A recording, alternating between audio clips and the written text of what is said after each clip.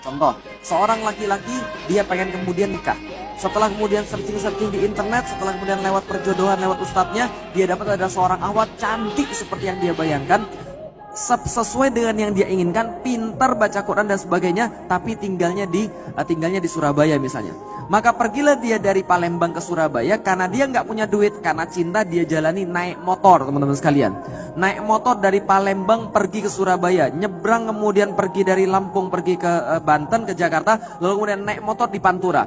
Di Pantura ketika dia ketemu orang, dia ditanya, "Nak, kamu ngapain?" "Saya mau pergi ke Surabaya." "Ngapain?" "Saya mau melamar seorang wanita pilihan saya untuk kemudian saya nikahi." Dia akan bangga cerita pada semua orang. "Emang kamu nggak capek?" "Capek, tapi saya harus melanjutkan perjalanan ini." "Lah kenapa?" "Karena saya mau melamar wanita yang saya cintai." Kemudian terus menerus, tiba-tiba motornya mogok. Apa yang dia lakukan? Dia nggak menyerah. Kenapa? Dia masih ada harapan. Dia cari siapa yang bisa benerin motornya. Dia cari apa yang bisa dia lakukan supaya motornya tetap bisa jalan. Di tengah jalan dia lapar, nggak ada masalah. Yang penting ada tujuan. Kenapa orang itu selalu semangat?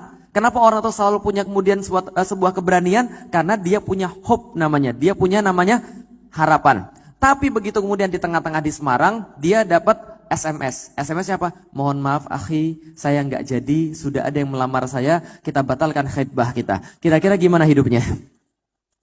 Mendadak temennya langsung telepon dia, "Mas, Anda itu kan mau pergi ke Surabaya kan, saya tahu. Ini saya baru ngumpulin uang, saya sudah beliin tiket dari Semarang ke Surabaya." Kira-kira dia mau pergi atau tidak? Enggak. Inilah yang namanya hopeless. Apa itu hopeless? Ketika seseorang sudah kehilangan tujuan hidup dia, maka muncul yang namanya hopeless. Orang-orang yang sudah hilang harapan. Dan orang-orang yang hilang harapan ini, dia bisa berbuat segala sesuatu dan gak akan ada yang bisa menyenangkan hidup dia. Kalau sudah hopeless, apapun di depan mata dia, itu bagi dia gak akan menyenangkan.